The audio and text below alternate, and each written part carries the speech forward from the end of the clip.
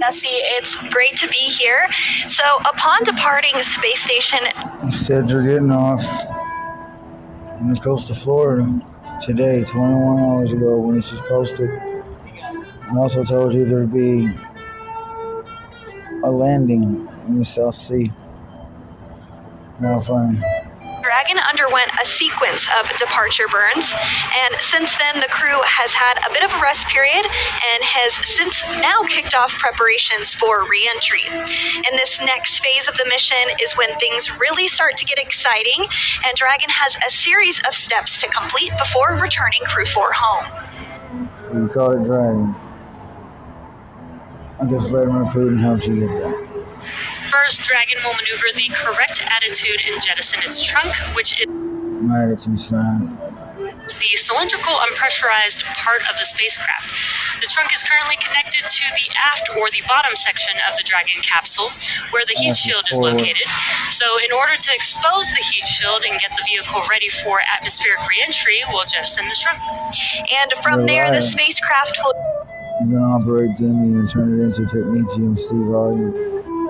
Because I told you how to do that to keep the atmospheric burn off of your ass. And you can also go through stars, but you're too scared to do it. use its forward thrusters to perform a deorbit burn, which will... And you're lying. You're just going to fall straight into space and she's going to buffer you. Put Dragon on a trajectory to return to Earth. This burn will last just under 17 minutes once it starts. And the deorbit burn uses Draco thrusters on Dragon. That's how long it's going to take to meld a bonding conduit to your fucking cellular volume of your ship. It's actually mine. And then it'll give it a new elemental bond. And I'm not going to let that happen because you're lying on here and you should have told the truth about the Lord. And if you did, you'd have no reason to lie about space, altitude, and entrance. So it's just going to turn into fucking sludge when you land and still be wet. It's going to dissipate into the ocean and instantly harden and then float off as liquid metal puddles. You lost that. Primarily the 4 located And I think you die on this mission. on the forward bulkhead and is executed at the apogee, or the very highest point of Dragon's current orbit around Earth. This will alter Dragon's path to ultimately line it up to re-enter Earth's atmosphere and splash down off the coast of Florida. Now, before we go any further, let's take a minute to meet our crew.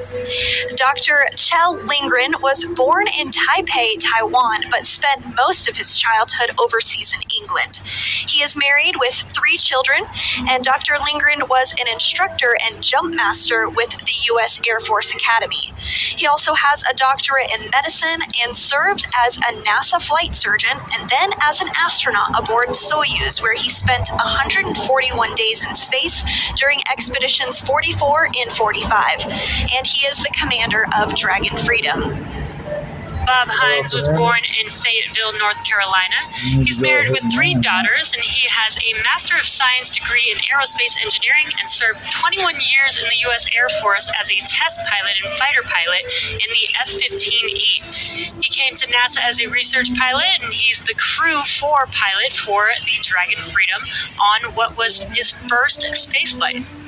And Jessica Watkins considers Lafayette, Colorado her hometown. Her college rugby team won the national championship in 2008. She's a geologist who completed several internships with NASA, including one testing system designs for the Mars Perseverance rover. She became an astronaut in 2017, and she is a mission specialist on Dragon Freedom, also wrapping up her first mission to space. And the second mission specialist is Samantha Cristoforetti. She was born in Milan, Italy, and has 2 children. She's a fighter pilot, and in 2013, Cristoforetti launched into space aboard a Soyuz for a long-duration space flight to the International Space Station. Several years later, she was awarded the Knight Grand Cross of the Order Freedom. SpaceX, deorbit sequence start in 5 minutes.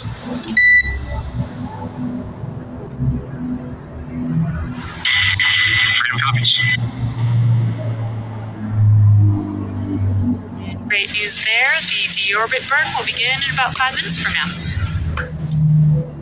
Several years later, she was awarded the Knight Grand Cross of the Order of Merit from the President of Italy. This was Cristoforetti's second long-duration stay on the International Space Station.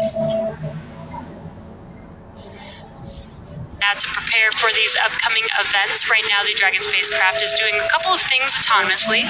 It's isolating the thermal control system fluid loops from the radiator. This system is what will help keep the internal temperature of Dragon temperate for Chell, Bob, Jessica, and Samantha during re-entry. Now, Dragon is also initiating separation of the claw mechanism, which will terminate data, power, and fluid connections between the capsule and the trunk. And we are just a few minutes away from the beginning of the claw separation procedure. But I did just want to mention a fun fact about Samantha Cristoforetti, since you just discussed her background. So this was her second space flight, and she now has a cumulative 369 days in space, which is second only to the record holder, Peggy Whitson, for longest space flight by a woman. So Samantha is now second in the running, so pretty special for her. Wow, that's pretty incredible. That's a lot of time out in space, so that's pretty cool. Over a year, yeah, 369 days. Quite a chunk of change for sure. So next up, we are looking ahead towards the claw separation, as you mentioned, and then following that, we will have the trunk that separates after that. We did hear a call out that we're just about 5 minutes away from that process beginning, so we will stand by and look towards that here shortly.